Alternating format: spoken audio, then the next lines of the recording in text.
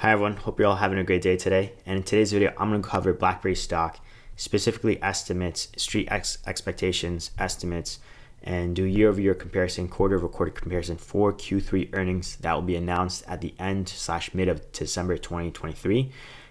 Usually it's before Christmas, so I'm expecting it to be probably December 21st of 2023, give or take a couple of days. In this video overall, I'm going to do comparisons, my opinion as well overall, and also go over what Chen stated in previous quarters for these 2 quarters, well, not 2 quarters coming up, but Q3 earnings and technically Q4 as well. I'm also going to go over a potential catalyst for this earnings as to why potentially it could meet street expectations or potentially beat street expectations.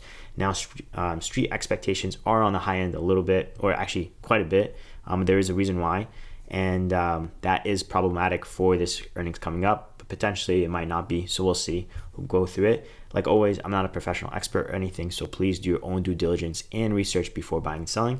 And bear in mind too, I do own shares in BlackBerry, so keep that in mind as well. Again, always do your own due diligence and research before buying and selling. Now, if we go over the street estimates first, they are expecting earnings estimates to come in at a loss of 3 cents per share. This is average estimates. If you want to find this information out, just go to Yahoo Finance or other search points as well if you wanted to. I'm sure there's obviously a lot more, but Yahoo Finance, type in ticker symbol BB for BlackBerry, click on analysis tab, and you could find these estimates. And in terms of street estimates for the revenue side, average estimates are coming at 172.37 million. Now, if we just FYI, stock stands at $3.64 right now, and this is November 10th, 2023. Now, if you want to go to find out the earnings reports from previous quarters that have been released and years and all that stuff, just go to BlackBerry Investors Relations website and click on or go down to the financial reports, and you could pull up past earnings as well. Now, if the estimates are coming at 173 million, to beat street estimates, obviously we have to be higher. So hypothetically, if you were to come in at 175 million, you would beat last year's Q3 earnings, which was at 168 million for revenue. Now, if we just beat this 169 million, let's say we hit 170, forget the 175 million, then we would have a year-over-year beat. But the problem is we would miss street estimates. Missed street estimates. So that is downfall. So we have to be around roughly, obviously, 174 million, 175 million, if not greater, right? So 169 million last Q3, and last quarter was 132 million. So if we come in 175 million, obviously we have year-over-year beat, quarter-over-quarter beat, and beat street estimates. Now, there's one thing I want to show. Because it's 132 million, and the last quarter, Q1, also was 138 million. The reason why I'm saying 138 million, it's 373 million minus 235 million because of the patent sale. Again, they sold the patents for roughly about $900 million in terms of a contract and paid out throughout the remainders of, like, I believe 7 years or something like that. I can't remember exact how many years. It was 5 or 7 years. And the one bulk for this year came in at 235 million, plus or minus a couple million, because obviously it's not all just purely the patent sale. And if you take 373 minus 235, you're left with 138 million. So 138 million for the Q1 earnings, and then 132 million for the Q2 earnings. That shows it's a loss of 6 million quarter over quarter. And then somehow we're going to be jumping up to, give or take, average of 172, 173 million for this Q3.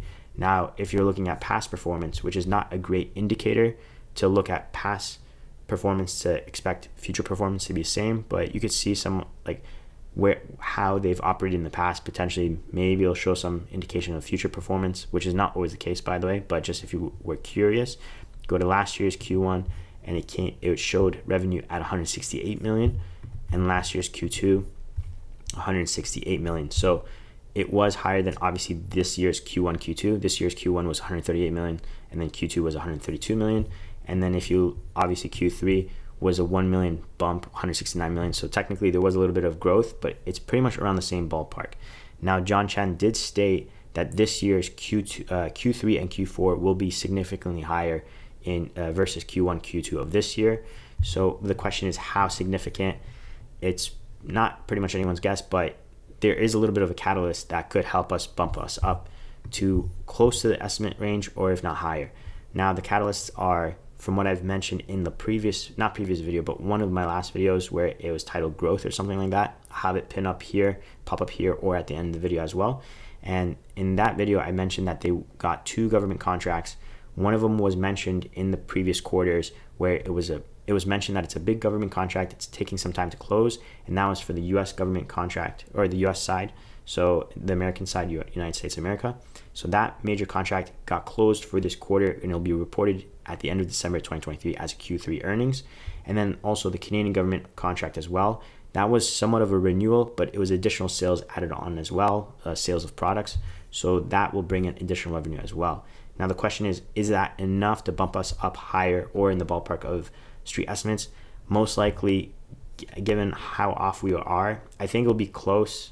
It might just meet street estimates. To be honest, I'm expecting somewhere in the $160 million price point range. So it's going to miss street estimates, I'm expecting, but I hope that's not the case. Hope we get roughly about 175 million, because if we get 175 million, we beat street estimates. We have a year-over-year beat and quarter-over-quarter beat. Oh, no, sorry about that. Not beat, but growth. So year-over-year growth, and quarter-over-quarter growth, because obviously last quarter was 132 million. Last year's same Q3 was 169 million. So if we have 175, we beat estimates and all that stuff. So that would be great. But most likely, I'm expecting 160 million, unfortunately. But hopefully I'm wrong. Obviously, hopefully I'm wrong. And but yeah, there's that. So we'll see. Again, most likely be reported in December 21st, 20th, something like that of 2023. Hopefully you liked this video. Hopefully you found it beneficial. If you did, consider dropping a like. Helps out the channel. So thank you so much for that. And if you have any questions, post them down below. I'll try to answer them as soon as possible. And that's basically it. Thanks again for watching, and I'll see you in the next video. Peace.